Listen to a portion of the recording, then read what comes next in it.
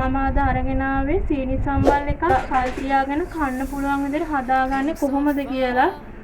ගෙදරදී වුණත් අපිට හදාගන්න ලේසියෙන්ම හදාගන්න පුළුවන් විදිහට මම ඒ විදිහට හදාගන්න පුළුවන් කොහොමද කියලා දෙන්න තමයි මම අද ආවේ. බලමු කොහොමද මේ සීනි සම්බල් එක හදාගන්න කියලා. එන්න මාත් එක්ක මගේ වීඩියෝ එකට යන්න.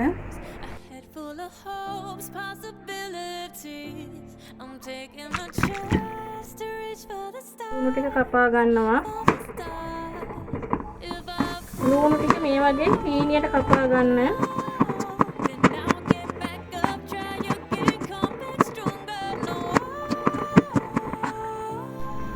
ඔන්න දැන් මම ලුණු ටික කපාගෙන ඉවරයි. අපි මේ කපාගත්ත ලුණු ටික මෙහෙම භාජනයකට දාලා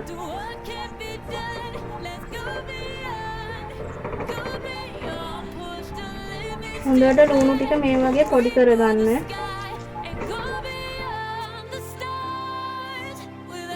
මුලින්ම මේ කෑලි මිරිස් ටික බැද ගන්නවා. කෑලි මිරිස් වැඩිපුර බැද ගන්න එපා. වන් පාට වෙනකම් පොඩ්ඩක් බැද ගන්න කබලේ.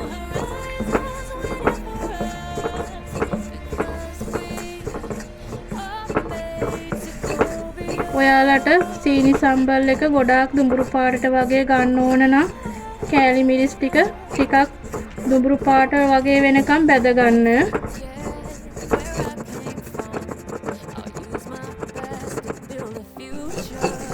මම දැන් කෑලි මිරිස් ටික මේ විදිහට මේ භාජනයට අස් කර ගන්නවා. කපාගත්තු ලුණු ටික මේ විදිහට බැද ගන්නවා.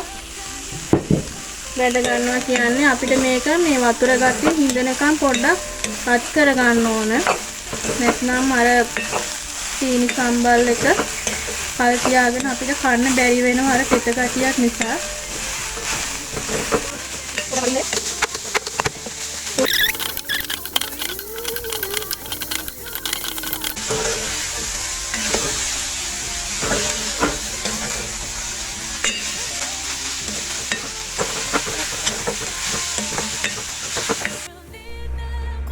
දැන් මම පොල් තෙල් එකතු කර ගන්නවා.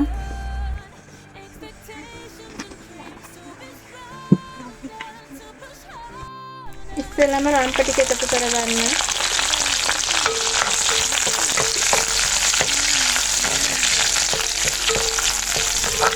රම්ප ටිකක් වැඩිපුර එකතු කර ගන්න. එතකොට තමයි ගොඩාක් රස.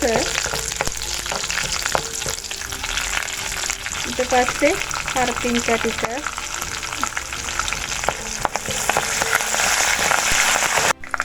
පස්සේ කුරුඳු එනසාලට 4ක් මම කලලා අරගෙන තියෙනවා. ඒකත් එකතු කරගන්න. කුරුඳු කෑලි 4ක් විතර එකතු කරගන්න. දැන් මම බැදගත්ත කෑලි මිරිස් ටික එකතු කරගන්නවා.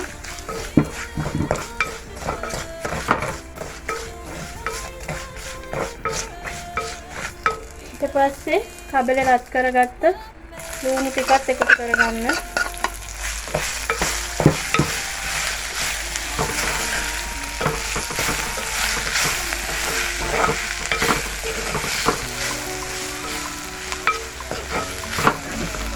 දැන් මේකට උඹලකඩ ටිකක් එකතු කරගන්න. උඹලකඩ තියෙනවා නම් ගොඩක් රසයි.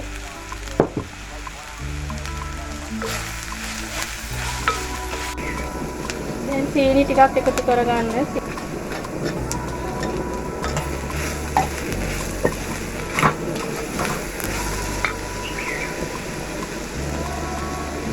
ලුණු රස අනුව ලුණු ටිකක් එකතු කරගන්න.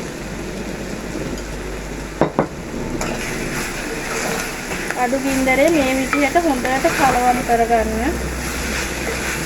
ඊට පස්සේ විනාඩි 2ක් විතර යනකම් හොඳට කලවම් කරගන්න ඕන. සීනි සම්බල් එක එතකොට තමයි ගොඩාක් රස. ඊට කලවම් කරන්නේ මේ විදිහට අපිට සීනි සම්බල් එක හොඳට කලවම් කරගන්න.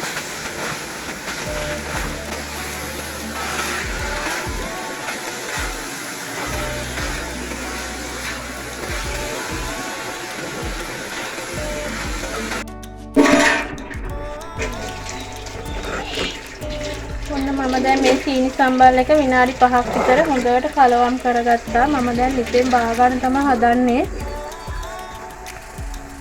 ගොඩාක් සුවඳ එනවා.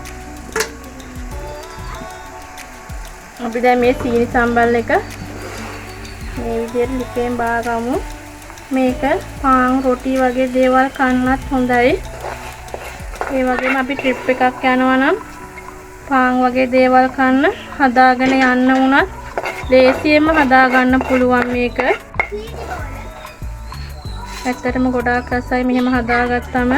ඔයාලත් මේ විදිහට හදලා බලන්න. බලලා මටත් කියන්න රස කොහොමද කියලා. ඒ වගේම මගේ channel එක subscribe කරගෙන යන්නත් අමතක කරන්න එපා. මේ වගේ ලස්සන වීඩියෝ එකක් අරගෙන මම ආයෙත් දවසක ඔයාලා හම්බ වෙන්න එන්නම්. එතකන් ඔයාලා හැමෝටම සුබ දවසක්.